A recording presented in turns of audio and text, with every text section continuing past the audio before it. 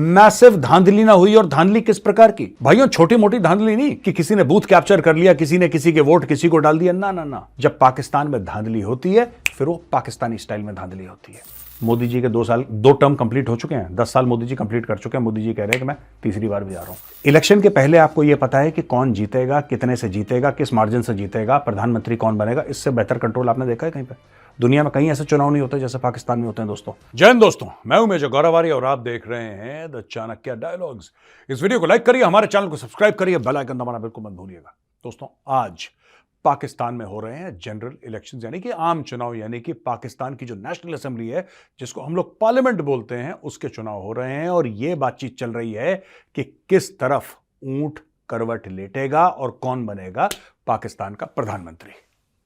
अब दोस्तों ये तो आम चर्चा है कि बनना है नवाज शरीफ को, क्योंकि पाकिस्तान के जो चुनाव हैं वो रहते हैं फिक्स्ड। आर्मी चीफ डिसाइड करता है, जनरल आसिम मुनीर का फैसला है कि प्रधानमंत्री कौन बनेगा। तो लोग कहते हैं, ये फॉरेन मीडिया कह रहा है, फॉरेन थिंक टैंक्स कह रहे हैं, जिनको मैं कोट करूंगा अभी थोड़ी देर में, वो लोग क्लियरली कह रहे हैं कि साहब ये जो बंदा है नवाज शरीफ, ये चौथी बार प्रधानमंत्री की शपथ लेगा पाकिस्तान की। अब दोस्तों 44 पॉलिटिकल पार्टीज जो हैं वो इस चुनाव में हिस्सा ले रही हैं। 44 पॉलिटिकल पार्टी, 44 और 266 नेशनल असेंबली की सीटों पे ये लोग लड़ेंगे, यानी कि 44 और 266। दोस्तों ये पाकिस्तान की 77 साल तारीख का 12वां जनरल इलेक्शन है, 12वां। और कोई ये शपथ लेके नहीं कह सकता कि 12 में से एक भी कोई ऐसा जनरल इलेक्शन हुआ हो पाकिस्तान में जिसमें मैसिव धांधली ना हुई। और धांधली किस प्रकार की भाइयों? छोटी मोटी धांधली नहीं कि किसी ने बूथ कैप्चर कर लिया, किसी ने किसी के वोट किसी को डाल दिया। ना ना ना, जब पाकिस्तान में धांधली होती है फिर वो पाकिस्तानी स्टाइल में धांधली होती है। यानी कि जो कैंडिडेट हैं उनको पाकिस्तान की फौज अगवा कर लेती है। दूसरे कैंडिडेट को जिसको हरवाना है उसके पास रात को फोन आ जाता है कि तुम्हारे बच्चे और तुम्हारे बीवी हमारे कब्जे में है बेटा, अगर तुम चाहते हो कि वो जिंदा लौटें तो तुम चुनाव से स्टेप डाउन कर जाओ। चुनाव लड़ोगे तो अगले दिन सवेरे तुम्हारे घर के आगे उनकी लाश पड़ी होगी। ये सब पाकिस्तान में आम चीजें हैं दोस्तों। अब दोस्तों एक छोटा सा इतिहास मैं आपको बता दूं, फिर मैं आपको बताऊंगा कि पाकिस्तान का चुनाव अजीब क्यों है। इंडियन मीडिया थोड़ा बहुत कवर कर रहा है पाकिस्तान के चुनाव को, और पाकिस्तान के चुनाव को इस तरीके से कवर कर रहा है कि साहब ये है, ये सीटें हैं, ये यहां से लड़ रहा है। कोई फर्क नहीं पड़ता कोई कहां से लड़े यार, वो लाहौर से लड़े, इस्लामाबाद से लड़े, एवरीथिंग इज फिक्स्ड। मानिए मेरी बात, अगर मुझे डिग्री मिलनी होती पाकिस्तान के बारे में तो 3 PhD में ले चुका होता। 22-23 साल से यही काम कर रहा हूं और मैं आपको बता रहा हूं सारा मैच फिक्स है। और कोई ऐसा मैच नहीं है, पॉलिटिकल मैच, राजनीतिक मैच की बात कर रहा हूं, क्रिकेट भी फिक्स करते हैं ये, लेकिन कोई ऐसा राजनीतिक मैच नहीं है जो इनकी फौज ने फिक्स ना करा हो। दोस्तों पाकिस्तान वजूद में आया 14 अगस्त 1947 को, ये स्टोरी तो आपको पता है। तब से पाकिस्तान में प्रोविंशियल इलेक्शंस तो हुए, यानी कि स्टेट के, यानी कि राज्यों के इलेक्शन पाकिस्तान में भरपूर हुए। यहां से नहीं तो वहां से, या खैबर पख्तूनख्वा से कौन, जिसको पहले एक जमाने में फाटा कहते थे, फेडरली एडमिनिस्ट्रेड ट्राइबल एरियाज जो था, फाटा कहते थे इसको। तो फाटा के चुनाव ये, बलूचिस्तान के चुनाव ये, सिंध के चुनाव ये, पंजाब के चुनाव ये, ऐसे इनके चुनाव थे। लेकिन कभी जो जनरल इलेक्शन था जिससे कि केंद्र की सरकार चुनी जाती, जिसको हम लोग लोकसभा चुनाव कहते हैं, भारत में लोकसभा चुनाव कहते हैं ना, वो वाले पाकिस्तान में जनरल इलेक्शंस पहली बार 1970 में हुए। और यह बात आपको लगेगी शॉकिंग, आप बोलेंगे साहब 1947 का देश बना हुआ है, ये 1970 में क्यों? और वो भी क्यों मैं आपको बताता हूं, उससे क्या लफड़ा हुआ। अब हैं तो ये लालची लोग, नियत से लालची हैं। इन्होंने पाकिस्तान बनाया मुसलमानों के लिए, बोला कि अमन का गहवारा होगा, सारे मुसलमान प्यार से रहेंगे। लेकिन दोस्तों आप किसी भी मुस्लिम देश में देख लीजिए, मुसलमान कभी प्यार से नहीं रहते। जहां पे 97% भी मुस्लिम है वहां पे भी एक दूसरे का गला रेतते रहते हैं। यही हुआ 1970 में। 1970 में जो ज्यादा पॉपुलेशन थी दोस्तों, जो ज्यादा पॉपुलेशन थी वो थी ईस्ट पाकिस्तान के एरिया में। और ईस्ट पाकिस्तान वो इलाका है दोस्तों जिसको आज हम बांग्लादेश कहते हैं। वहां के लीडर थे आवामी लीग के शेख मुजीबुर रहमान, जिनकी बेटी शेख हसीना आज की तारीख में प्रधानमंत्री है। यानी कि उस जमाने में 1970 में जो वहां के लीडर थे, ईस्ट पाकिस्तान के जो पॉलिटिकल लीडर थे, उनका नाम था शेख मुजीबुर रहमान। बंगा बंधु के नाम से भी उनको पुकारा जाता है और बहुत बड़े हीरो हैं। बांग्लादेश में तो है ही वो बहुत बड़े hero, because he is the father of the nation of Bangladesh. और वेस्ट बंगाल और इलाकों में भी भारत में उनकी बड़ी इज्जत है। खैर, तो दोस्तों 1970 का चुनाव जीत जाते हैं बंगा बंधु, यानी कि शेख मुजीबुर रहमान जीत जाते हैं चुनाव थंपिंग मेजॉरिटी के साथ। और वो पहुंचते हैं पाकिस्तान, यानी कि वेस्ट पाकिस्तान, और बोलते हैं कि साहब ऐसा है कि अब मैं जीत गया हूं, मुझे बनाओ प्रधानमंत्री। क्लेम है उनका, सीटें उन्होंने जीती हैं, जाहिर सी बात है। और पॉपुलेशन उनकी ज्यादा है भाई, पॉपुलेशन उनकी ज्यादा है। 55% से ज्यादा पॉपुलेशन पाकिस्तान की उस समय ईस्ट पाकिस्तान में थी और 40-45% पॉपुलेशन वेस्ट पाकिस्तान में थी। यानी कि अगर वो जीत जाते तो जाहिर सी बात है प्रधानमंत्री पाकिस्तान का, वजीर आजम उन्हीं को बनना था। यही क्लेम लेके वो गए। जब क्लेम लेकर गए तो जुल्फिकार अली भुट्टो, कौन जुल्फिकार अली भुट्टो? जो आज की तारीख में बिलावल भुट्टो नहीं है, बिलावल भुट्टो, उसका नाना, उसने मना कर दिया। उसने बोला कि ये बंगालियों को हम देंगे राज, ये बंगाली, ये पतले पतले छोटे छोटे। Actually he said that height of racist comments and height of racist thinking ये पाकिस्तान में आज भी है। लेकिन उन्होंने यही बोला कि इन बंगालियों को देंगे, क्या ये डिजर्व करते हैं? उसने बोला साहब डिजर्व वाली क्या बात है, वोट लेकर आए, भीख मांग के थोड़ा आए, वोट लेकर आए, छाती ठोक के वोट लिए, सबके सामने बीच में गए, वोट लेकर आए, लोगों को अपना प्रोग्राम बताया, लोगों ने विश्वास जाहिर करा, लोगों ने वोट दिए, बनाओ प्रधानमंत्री। उन्होंने मना कर दिया, उन्होंने मना कर दिया। इससे दोस्तों ईस्ट पाकिस्तान में हलचल हो गई, क्योंकि शेख मुजीबुर रहमान कोई आम पॉलिटिशियन नहीं था, कोई हल्का पॉलिटिशियन नहीं था। He was actually a leader of the people. लोग उनको अपने घर का बड़ा मानते थे, उनकी बड़ी इज्जत थी, उनकी बड़ी इज्जत थी। और लोग पागलों की तरह उनको फॉलो करते थे, उनकी इज्जत करते थे, उनको प्यार करते थे। उस बंदे को जिसको लोग इतना प्यार करते थे, मेजॉरिटी ऑफ पाकिस्तानीज, इन्होंने उसकी कर दी बेइज्जती। उसको बोला कि तुम्हें बनाएंगे, भागो यहां से। वो वापस आ गए और यहां से शुरू होता है। पहले देखिए, पहले 1 यूनिट प्लान के तहत, एक 1 यूनिट प्लान था अयूब खान का, जिसके तहत बोला कि नहीं बंगाली उर्दू बोलेंगे, जो बंगाली लोग हैं उनको भी उर्दू बोलनी पड़ेगी। बंगालियों ने बोला भाग यहां से, हमारी जो भाषा है बंगाली जबान है वो 1500 साल पुरानी है, 1500 ईयर्स। बंगाली प्रीडेट्स इस्लाम, जब इस्लाम का जन्म हुआ उसके पहले की बंगाली भाषा है। ये कह रहे हैं कि उर्दू बोलो, क्यों बोले उर्दू भाई? ऐसे उर्दू में कौन से हीरे जड़े हुए हैं कि तुम चाहते हो हम उर्दू बोलें? हमारी लैंग्वेज, हमारा कल्चर, आप जानते हैं बंगाली लोग कैसे होते हैं, they very very proud of the language and culture, extremely proud of the language and culture, and they should be, and they are. They put their foot down. एक लैंग्वेज का चक्कर हो गया, दूसरा चक्कर हो गया ये चुनाव का। वहां पे पाकिस्तान से अलग होने की मुहिम शुरू हो गई दोस्तों, और परेशानियां इतनी बढ़ गई कि 16 दिसंबर 1971 को दोस्तों पाकिस्तानी आर्मी ने इंडियन आर्मी के सामने सरेंडर कर दिया और बांग्लादेश बन गया। मैं आपको इतिहास क्यों सुना रहा हूं? मैं इसलिए सुना रहा हूं इतिहास क्योंकि यही चीज आज पाकिस्तान में हो रही है। वही फोर्सेस आज फिर पाकिस्तान को तोड़ने में लगी हैं। वही फोर्सेस कैसे? पाकिस्तान में इलेक्शन पे ऑन द ईव ऑफ, आपको पता है इलेक्शन के 24 घंटे पहले 30 लोग मर चुके हैं पाकिस्तान में बॉम्ब ब्लास्ट। कहीं पे ग्रेनेड अटैक हुआ, 3 लोग मर गए। कहीं कराची में ग्रेनेड ब्लास्ट हुआ, 1-2 लोग वहां पे मर गए। कहीं पे 28 लोग मर गए। इस प्रकार से 30 से ज्यादा लोग पिछले 24 घंटे में मर चुके हैं।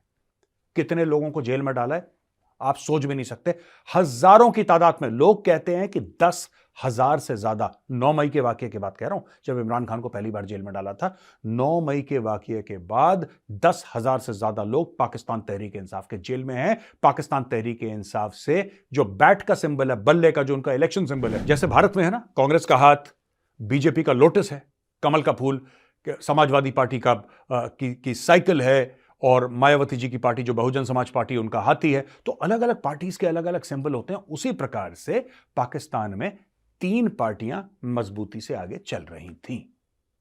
अब 2 ही चल रही हैं, एक को कर दिया गायब। कैसे? अब मैं आपको बताता हूं दोस्तों। एक पार्टी है, यानी कि पाकिस्तान पीपल्स पार्टी। यह ज्यादातर सिंध बेस्ड पार्टी है, जो कि जुल्फिकार अली भुट्टो ने शुरू करी थी। और उसके पीछे, यानी कि उसको आशीर्वाद देने वाला कौन था पाकिस्तान पीपल्स पार्टी को? जनरल अयूब खान। जनरल अयूब खान को जुल्फिकार अली भुट्टो डैडी बोलता था। उसको एक्चुअली अपना बाप मानता था और उसको डैडी बोलता था। उसने शुरू करवाई पाकिस्तान पीपल्स पार्टी, जिसका चुनाव चिन्ह है तीर, एरो। एक तीर, उसका चुनाव चिन्ह है। दूसरी पार्टी है पाकिस्तान मुस्लिम लीग नून, यानी कि पाकिस्तान मुस्लिम लीग जो पीएमएल है, उसके भी दो फैक्शन बन गए, नून लीग और काफ लीग। काफ लीग को कहते हैं किंग्स पार्टी, वो जो जीएचक्यू रावलपिंडी जो बोलती है कप चाय लाओ, वो चाय ले आती है, वो कहता है अच्छा नाश्ता लेकर आओ, वो यानी कि वो सिर्फ काफ लीग की बात कर रहा हूं मैं। काफ लीग का काम है पाकिस्तानी फौज का हुक्म बजाना, और जो दूसरी पार्टी है पाकिस्तान मुस्लिम लीग नून, उसका चुनाव चिन्ह है शेर। पाकिस्तान मुस्लिम लीग नून का हेड है नवाज शरीफ, और पाकिस्तान पीपल्स पार्टी का हेड जिसका तीर चुनाव चिन्ह है, उसका हेड है बिलावल भुट्टो जरदारी। दोस्तों तीसरी पार्टी यानी कि तहरीक इंसाफ, पीटीआई, पाकिस्तान तहरीक इंसाफ। पाकिस्तान तहरीक इंसाफ का लीडर कौन? इमरान खान नियाजी, और उसका चुनाव चिन्ह बल्ला। बल्ला छीन लिया, क्या समझे आप?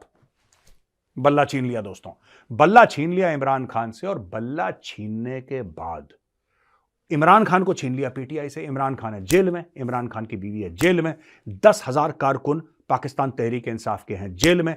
और जो इमरान खान की फर्स्ट लाइन रिपोर्टिंग थी, जो लोग थे मेन वहां पे कि भाई हम इमरान खान के राइट हैंड हैं, हम इमरान खान के लेफ्ट हैंड हैं, उनमें से सबके सब जेल में। खास तौर से शेख रशीद भी जेल में है। कौन शेख रशीद? फोटो दिखाइए एडिटर साहब शेख रशीद की, ये देखिए, मुंह में सिगार, हाथों में हथकड़ी, ये शेख रशीद, वही शेख रशीद। बिरला मंदिर की घंटियां नहीं बजेंगी, घंटियां नहीं बोल पाता, घंटियां नहीं बजेंगी, वही शेख रशीद जो कहता है पाव पाव किलो के बम, या दैट वन, यही है शेख रशीद। ये भी जेल में है दोस्तों, इसको भी पकड़ के मार मार के दुम्बा बना दिया पाकिस्तानी फौज ने। तो अब जो इलेक्शन है उसमें लोगों का यह कहना है, आपके जितने भी फॉरेन थिंक टैंक्स हैं, जितने भी वहां पे एम्बेसी, मैंने बोला नाम बताऊंगा, वहां पे एम्बेसीज हैं, राइट, जो जियो पॉलिटिक्स के बारे में नॉलेज रखते हैं, जो डिस्कस करते हैं, जो व्हाइट पेपर्स या पोजीशन पेपर्स लिखते हैं, सब के सब ये कह रहे हैं कि जनरल आसिम मुनीर ने मन बना लिया है कि नवाज शरीफ बनेगा पाकिस्तान का प्रधानमंत्री वंस मोर, यानी कि चौथी बार वो बनेगा। ये अजीबोगरीब माहौल है, ये अजीबोगरीब माहौल है, राइट। पाकिस्तान में कि आर्मी चीफ डिसाइड करता है कि प्रधानमंत्री कौन बनेगा। लोगों को बता दिया जाता है कि बेटा देखो ऐसा है, ये पार्टी चुनाव जीतने वाली है, ये तुम्हारा प्रधानमंत्री बनने वाला है, अब जाओ, अगर तुम्हारे पेट में उबाल है, पेट में गैस है, गैस दूर करनी है तो जाओ बेटा वोट कर लो। खुशी चाहिए तुम्हें, तुम्हें यही तो झूठ बोलना है अपने दिल से कि पाकिस्तान डेमोक्रेसी है, झूठ बोलना है ना अपने आप से, बोल लो झूठ, जाओ वोटिंग करो, देख लेना क्या होता है, जाओ। तो अब लोग गए हैं वोट करने के लिए दोस्तों। अच्छा, मैं कुछ और आंकड़े आपके सामने पेश करना चाहता हूं दोस्तों। आज तक पाकिस्तान में 30 प्रधानमंत्री रहे हैं, 30 प्रधानमंत्री रहे हैं, और एक ने भी 5 साल का टर्म कंप्लीट नहीं करा। पाकिस्तानी प्रधानमंत्रियों का टर्म जो होता है, या जो उनकी लोकसभा है, जो उनकी नेशनल असेंबली है, उसका टर्म होता है 5 साल। आज तक 30 प्रधानमंत्री हुए और 30 उनका रिकॉर्ड है, 30। किसी भी प्रधानमंत्री ने 5 साल कंप्लीट नहीं करे। यहां पे देखिए, मोदी जी के 2 टर्म कंप्लीट हो चुके हैं, 10 साल मोदी जी कंप्लीट कर चुके हैं। मोदी जी कह रहे हैं कि मैं तीसरी बार भी जा रहा हूं। तो यानी कि आप ये समझ सकते हैं, ये आंकड़ा सुन के, कि पॉलिटिकल स्टेबिलिटी और इकोनॉमिक स्टेबिलिटी किसी भी देश के लिए कितना जरूरी है। और पाकिस्तान का जो बेड़ा गर्क है, लैक ऑफ टैलेंट है, लैक ऑफ विजन है, लैक ऑफ मोरालिटी है, लैक ऑफ इंटेलिजेंस है, ये तो सच है ही पाकिस्तान के लिए, लेकिन lack of political and economic stability भी है पाकिस्तान में। दोस्तों टोटल 17,000 कैंडिडेट ये चुनाव लड़ेंगे, 17,000 में से करीब 16,800 या 16,900 के आसपास ये लोग हैं मेल, यानी कि मर्द। कुछ 800 850 हैं औरतें, और 4 हैं किन्नर। पर हंसी की बात आपको पता है, सिर्फ 6,000 कैंडिडेट हैं जो पार्टियों की तरफ से लड़ रहे हैं, सिर्फ 6,000। बाकी 12,500 दोस्तों, तकरीबन 11,500 12,500 इंडिपेंडेंट लड़ रहे हैं। मैंने तो कभी ऐसा नहीं देखा, मैंने ऐसा कभी नहीं देखा कि दुगने जो कैंडिडेट हैं वो इंडिपेंडेंट हैं। पार्टियों से ज्यादा अलाइनमेंट लोग होती है, इंडिपेंडेंट होते जरूर हैं, भारत में भी होते हैं, लेकिन पाकिस्तान में आप ये लगा लीजिए कि 2/3 कैंडिडेट इंडिपेंडेंट हैं और सिर्फ 1/3 जो हैं पार्टियों की तरफ से लड़ रहे हैं। वहां पे अमेरिका और यूनाइटेड नेशंस ने, दोनों ने चिंता प्रकट करी है। उन्होंने बोला है कि पाकिस्तान में जो इलेक्शन का, जिस लेवल का वायलेंस चल रहा है इलेक्शन में, जितने लोगों को मारा उठाया जा रहा है, जर्नलिस्ट को पीटा जा रहा है, तो वो कह रहे हैं कि साहब ये कैसे हो सकता है, आप कुछ करिए। उस सरकार को कह रहे हैं, गुहार लगा रहे हैं पाकिस्तान की सरकार से कि कुछ तो करिए, वायलेंस को कंट्रोल करिए। कितने लोग निपट गए, एक बॉम्ब ब्लास्ट हुआ, 28 गायब, दूसरा बॉम्ब ब्लास्ट हुआ, 3 गायब, कहीं पे 1 गायब। अच्छा इसको उठा लो, अच्छा उसको उठा। ये कौन है जो इमरान खान के फेवर में ज्यादा लिख रहा है अखबार में? उठाओ इसको जरा, इसके बीवी बच्चों को उठाओ। ये पाकिस्तान में चल रहा है। तो डर के मारे, खौफ से सब लोगों ने ये बोल दिया है कि पाकिस्तान तो वैसे दोस्तों देखिए साफ सीधी बात है, पाकिस्तान में कोई भी जाने का समय नहीं, कोई सीजन नहीं है पाकिस्तान में जाने का। पाकिस्तान में जो जाएगा वो बेवकूफ है, पाकिस्तानी खुद पाकिस्तान नहीं जाना चाहता, लेकिन खास तौर से मना कर रखा है कि इलेक्शन सीजन में तो मुंह ही बंद रखना। सारे फॉरेनर जितने भी एम्बेसी में लोग हैं सब चुपचाप बैठे हैं, कुछ नहीं पता, होटल में खाना खा रहा हो, मेज के नीचे से बम फटा, ग्रेनेड फटा, निपटा दिया आदमी को। दोस्तों इस प्रकार का वायलेंस, इस लेवल का वायलेंस पाकिस्तान में चल रहा है कि एम्बेसीज ने अपने लोगों को यह बोल दिया है कि सड़क पर मत जाना, बाजार पर मत जाना, कभी भी बम फूट सकता है, कुछ भी हो सकता है। ड्राइव बाय शूटिंग हो रही है, मोटरसाइकिल में आए ठां करके निपटा दिया लोगों को, कुछ नहीं पता कौन किसको मार डालेगा।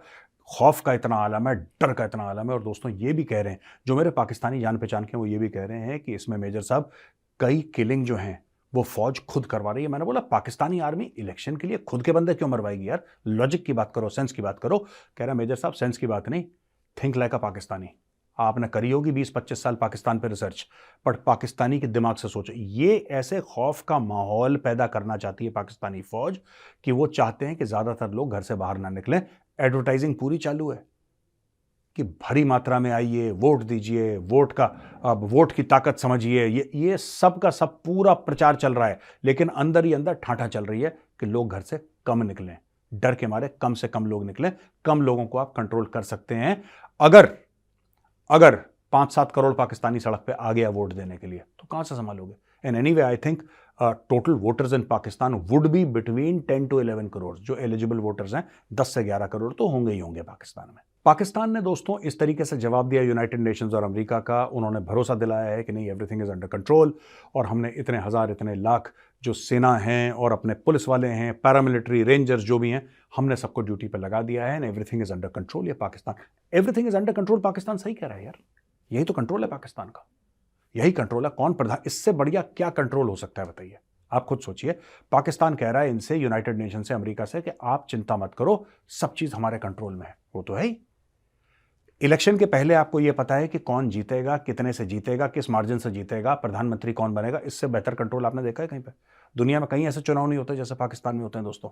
तो मैं ये कहता हूं पाकिस्तानियों से कि ठीक है भाइयों, जाओ वोट करो, पाकिस्तानी इलेक्शंस में हिस्सा लो। और क्योंकि देखिए आपके मुल्क में डेमोक्रेसी तो है नहीं, पर आप वोट करेंगे, आपको अच्छा लगेगा, मनी मन आप खुद से झूठ बोल पाएंगे कि आप इस डेमोक्रेटिक सर्कस का, सो कॉल्ड, आप हिस्सा हैं। ये जो आपके साथ मजाक हुआ है, कम से कम थोड़ा बहुत आप भी हंसे। आपका जनरल तो हंसेगा ही हंसेगा खूब जोर से, थोड़ा बहुत आप भी हंस लीजिए पाकिस्तानियों। Go and vote. तो दोस्तों यहां पे आज का वीडियो होता है खत्म। अब आते हैं क्वेश्चन एंड आंसर्स पर। ये पहला सवाल है प्रियंका सेठिया। जय श्री राम। जय श्री राम प्रियंका जी। ये कह रही हैं कि मेजर लद्दाख भी स्टेटहुड मांग रहा है और उसे भी अलग स्टेट बनाएंगे, ऐसा अक्साई चेन वाला एरिया भी उसमें इंक्लूड होगा। बिल्कुल, लद्दाख को अलग स्टेट बनना चाहिए और ये अमित शाह जी प्रॉमिस कर चुके हैं कि बनेगा। It's only a matter of time. Jammu और कश्मीर भी अलग स्टेट बनेगा और लद्दाख भी अलग स्टेट मिलेगा। और जाहिर सी बात है, पूरा जो अक्साई चेन का area that is part of Ladakh only, वो लद्दाख का है। देखिए ऐसा है कि पूरा ना जो फैला हुआ है, it's not just Ladakh, there are some territories from Arunachal Pradesh. तो ये हमें देखना पड़ेगा कौन से कहां का, बट हां जो जिसका एरिया है रेलेवेंट उसी का हिस्सा होगा। प्रखर श्रीवास्तव, मेरा सवाल यह है कि क्या देश की ज्योग्राफी और जो उसका लैंड है वो क्या ये निर्धारित कर सकता है कि एक कंट्री एग्रेसिव है या काम है, इररिस्पेक्टिव ऑफ द गवर्नमेंट? ये कहते हैं कि जैसे चाइना है ये एग्रेसिव है, that is lack of fresh water, natural resources in countries agricultural needs. अच्छा प्रखर जी, आपका सवाल बहुत अच्छा है, लेकिन मैं जो चाइना वाला आपका एनालॉजी है मैं उससे अग्री नहीं करता। ठीक है, इसलिए मैं अग्री नहीं करता क्योंकि आज की तारीख में भारत की पॉपुलेशन चाइना से ज्यादा है। भारत तो नहीं चढ़ दौड़ा किसी के पीछे, और सेकंड लार्जेस्ट पॉपुलेशन भी जो थी हमारी, second largest population that is also, मतलब कोई, और बहुत दशकों तक हमारी सेकंड लार्जेस्ट पॉपुलेशन थी। We were slightly behind China for decades and decades. हम तो किसी पे चढ़ नहीं दौड़े। तो ये बात नहीं है चाइना क्यों अटैक कर रहा है। चाइना आज से 5-7 साल पहले ऐसा कुछ नहीं कर रहा था, चुप बैठा था चाइना अटैक इसलिए कर रहा है लोगों पे, चाइना इसलिए दांत दिखा रहा है, पंजे दिखा रहा है, क्योंकि चाइना को कोई जवाब नहीं दे रहा। जिस दिन चाइना को जवाब मिल गया, चाइना ठंडा हो जाएगा। हाँ, क्या लैंड ये डिसाइड करता है कि लोग अग्रेसिव हैं या नहीं? हाँ, जाहिर सी बात है, जैसे अफगानिस्तान के लोग माना जाता है एग्रेसिव हैं, क्योंकि वहां का लैंड रॉकी है, वहां पे रिसोर्सेज बहुत कम हैं, पानी की कमी है, काफी एरिया अफगानिस्तान का डेजर्ट एरिया भी है। तो वहां पे जिंदा रहने के लिए, देखिए ना, रेगिस्तान में आपने देखा होगा कैक्टस पाया जाता है, कीकड़ के पेड़ पाए जाते हैं, इसमें कांटे होते हैं। ये नेचर का तरीका है टफ बनाने का। अगर कीकड़ का पेड़ वैसा ना हो जैसा वो होता है, वो मर जाएगा। कैक्टस वैसा ना बना हो जैसा है, वो सूख के मर जाएगा। लेकिन ये पनपते भी वहीं पे हैं, ये पनपते भी उसी मौसम, उसी माहौल, उसी जमीन पे हैं। तो लोगों के साथ भी वही है जो कीकड़ के पेड़ और कैक्टस के साथ है। जब आप ऐसी जगह रहेंगे, आप टफ बन जाएंगे, आप स्ट्रांग बन जाएंगे, राइट। कोई भी जगह जहां पे लगातार दर लगातार इन्वेजन्स होते हैं, बाहर से लोग आते हैं, तो लोग ऐसे बन जाते हैं। लोग कहते हैं जैसे पंजाब में, राइट, कई लोग कहते हैं कि साहब पंजाब के लोग एग्रेसिव। उसका रीजन है कि पंजाब के लोग एग्रेसिव क्यों हो गए, ऐसा क्यों हो गया। ऐसा इसलिए हो गया क्योंकि पंजाब के अंदर जो ऊपर से आते थे अफगानिस्तान से या सेंट्रल एशिया से लोग आते थे, वो पंजाब के थ्रू ही आते थे। और जब पंजाब के थ्रू आते थे तो यहाँ के लोग लड़ते थे, तो लड़ते लड़ते लड़ते हर साल लड़ते लड़ते लड़ते वो नेचर बन जाता है। फिर वो लोग एग्रेसिव हो गए, है ना। वो लोग आज की तारीख में लोग कहते हैं साहब कि पंजाब में अगर कहीं पे चले जाओ तो लोग बड़ा ध्यान रखते हैं, मेहमान नवाज हैं बड़े, आओ जी, ये बैठो खाओ, ऐसा इसके पीछे भी रीज़न है। मैं जब आर्मी में था, जब हम लोग थे वहाँ पे, तो जैसे कंपनी डिप्लॉयड थी तो गांव के लोग खुद आ जाते थे हमारे पास, हम नहीं गए उनके पास, हमारा तो खुद अपना मैस होता था, लंगर होता था, खाना वाना होता था, पूरा सेटअप। पर वहाँ पे एक कल्चर बन गया कि हमारे खेतों पे है जो फौजी है वो हमारा मेहमान है, और ऐसा कैसे हो सकता है कि मेहमान अपना खाना अलग बना के खा रहा है। तो एक कल्चर हो जाता है कहीं का। उत्तराखंड में कल्चर है, होता है कहीं कहीं, राजस्थान के कई एरियाज में कल्चर है, ये डोगरों में कल्चर है। ये जो लोग, जो कौमें लड़ती रहती हैं, जिनके ऊपर ऐसे असरात होते हैं, वो थोड़ी सी फिर टफ हो जाती हैं, ये होता है। तीसरा सवाल है सत्यगतम का। जय हिंद, वंदे मातरम। बड़े भाई मेजर साहब को प्रणाम। प्रणाम आपको। मेरा सवाल है कि क्या होगा अगर ये नेशनलिस्ट प्रोग्रेसिव डेवलपमेंट मूवमेंट जो मोदी जी ने लाए हैं, क्या ये बीजेपी जब पावर में नहीं रहेगी तब भी ये रहेगा? मैं ये मान रहा हूं कि लोग फिर वापस वैसे ही चले जाएंगे कि जो होता है होने दो। अच्छा, देखिए साहब, सत्यगतम जी, मुझे पता नहीं है, मैं आपको ऑनेस्टली बताऊं कि लोग कैसे होंगे, प्रिडिक्ट करना मुश्किल है। मैं कह दूं कि जी ऐसा होगा, ये गलत होगा, बट मुझे ऐसा लगता है कि जब एक उदाहरण देता हूं आपको, पाकिस्तान अटैक करता है तो सर्जिकल स्ट्राइक होती है, पाकिस्तान अटैक करता है तो बालाकोट होता है। तो अब एक स्टैंडर्ड बना दिया कि अगर पाकिस्तान बड़ा हमला करता है तो फिर सर्जिकल स्ट्राइक होगी। तो अगली सरकार अगर आती है और वो नॉन बीजेपी की सरकार होती है, उसके ऊपर हर समय पब्लिक का प्रेशर रहेगा और पब्लिक हर समय कहेगी कि यार देखो, उन्होंने उड़ी करी, मोदी जी ने सर्जिकल स्ट्राइक करी, ठीक है, उन्होंने पुलवामा करा, मोदी जी ने बालाकोट ठोक दिया वहां पे जाके। तो आपके ऊपर फिर, क्योंकि ये हो जाता है जब आप एक स्टैंडर्ड, अब रोड बन रही है बड़ी तेजी से, अब लोगों को आदत लग गई है इसकी, एक लेवल ऑफ एक्सेलेंस की ना। आप रोज रोज अच्छा खाना खाएंगे, आप, मैं, कोई भी हो, हम रोज रोज बेहतरीन 56 भोग खाएंगे ना, फिर हमें 56 भोग की आदत लग जाएगी।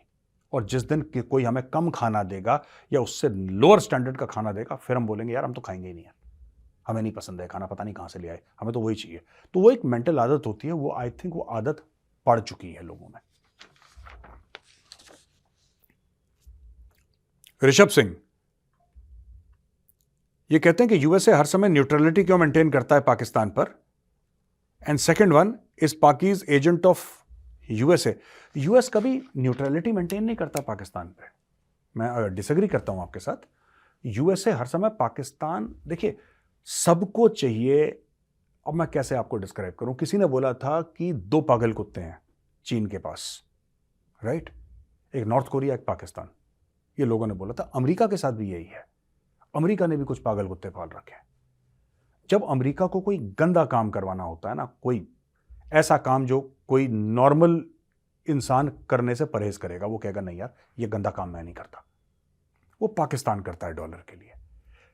अमेरिका की पाकिस्तानियों से क्यों बनती है? पाकिस्तान ने तो आज तक अमेरिका को कुछ नहीं दिया। ना पाकिस्तान के पास कुछ है, ना दिमाग है, ना इज्जत है, ना डिप्लोमेसी है, ना इकोनॉमी है, ना कॉमर्स है। क्या है पाकिस्तान का जो अमेरिका को देगी या दुनिया को देगी?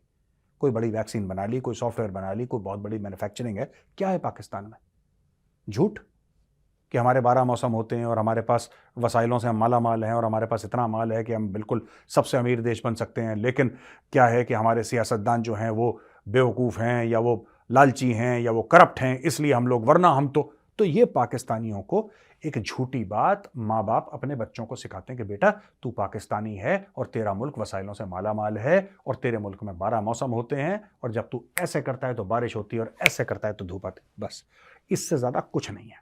बेसिकली उनके पास एक फौज है जिसके पास हथियार हैं और वो फौज जो है वो गल्ले के पीछे बैठी है। जब भी ग्राहक आएगा, ग्राहक पैसा फेंकेगा, वो फौज नाचेगी। इसीलिए अपना गंदा काम करवाने के लिए, वो काम जो अमेरिकन सोल्जर्स खुद नहीं करना चाहते, अमेरिकन स्टेट खुद नहीं करना चाहता, वो एक मर्सनरी यानी कि भाड़े की फौज से करवाता है और वो भाड़े की फौज है पाकिस्तान। तो दोस्तों कैसा लगा आज का वीडियो? अगर पसंद आया हो तो वीडियो को लाइक जरूर करिएगा और शेयर करिए अपने ग्रुप्स में। जितने भी दोस्त हैं, रिलेटिव्स हैं, सबके ग्रुप में इसका लिंक शेयर करिए। दोस्तों इस वीडियो को लाइक करिए, हमारे चैनल को सब्सक्राइब करिए, बेल आइकन दबाना बिल्कुल मत भूलिएगा। जय हिंद, वंदे मातरम, भारत माता की जय।